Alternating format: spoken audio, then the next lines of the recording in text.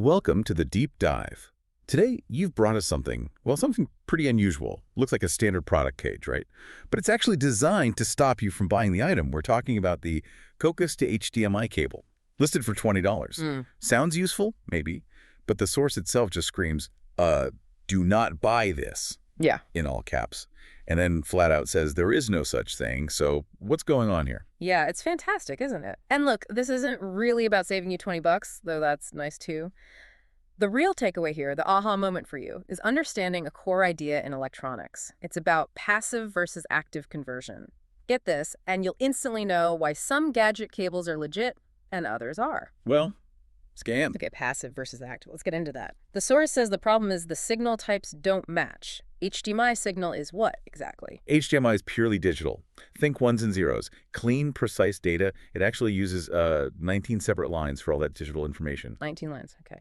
And the signal you typically find on a Coax cable, like from an old antenna or maybe a wall jack, that's usually RF, radio frequency. And RF is typically analog.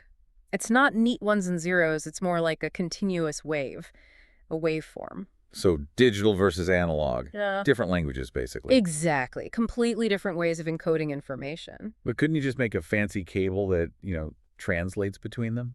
That's the key point. The cable itself, it's a passive device. What does passive mean here? It just means it's made of simple materials.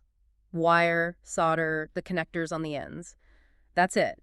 It can conduct electricity, pass the signal along, but it has no intelligence. It can't change the signal. It can't translate the language. Precisely. It can't perform that complex conversion from an analog waveform into digital bits. That needs processing, it needs electronics. An active device. An active device, yeah. Yeah. Something with chips, maybe needing its own power source to do the actual conversion work. Okay, that makes sense.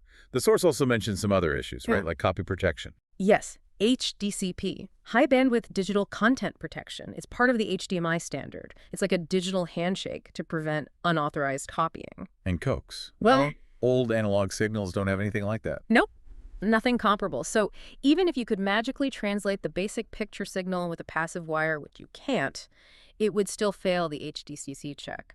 Modern TVs often just won't display anything without that handshake. The source also mentions pin count difference. HDMI having 19 pins. Right, compared to older analog connectors like VGA, which the source mentions in passing, having 15, it just highlights, again, they're fundamentally different physical and electrical standards. So you're stuck with an old Coax output, maybe from the wall, and you want to connect it to your new HDMI TV. This $20 cable is useless. What is the actual solution then? You need an active converter box. The source mentions things like HDMI to Coax back to HDMI adapters, but the point is they are adapters or converters. They're little electronic boxes, active devices that take the signal in, process it, convert it, and then output the new signal type. So you plug the Coax into the box, and then an HDMI cable from the box to the TV. Exactly, but there's a really important practical point here too. If that Coax coming out of your wall is carrying, say, broadcast TV signals or cable TV, Yeah. you probably don't just need a simple converter. You likely need a proper tuner, like a digital TV tuner box or the cable box from your provider. Those devices are designed specifically to tune into those RF signals, decode them, and then output a standard HDMI signal. The converter box alone might not be enough if the source is raw RF.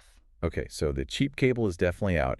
You need an active electronic box, and depending on the co-source, maybe even a tuner box. That's the gist of it. So the big lesson for you listening, if you're trying to connect two things where one is analog and the other is digital, don't fall for the simple passive cable fix. It almost certainly won't work. You need something active, something with processing power. Right. It's kind of funny. The most helpful product listing might just be the one yelling at you not to buy it. It really is. Saves you time, money, and frustration. And it brings up a broader point to think about, doesn't it? This principle of passive versus active. We understand now that a basic cable is just passive conductor. How does that apply elsewhere? Think about, say, connecting a new phone with a USB-C port, which is digital, to an old speaker using just a simple 3.5mm headphone jack, which is analog. Can a simple passive cable always do that reliably, or does that sometimes need an active converter too? Maybe hidden in the connector, something to chew on next time you're plugging things together.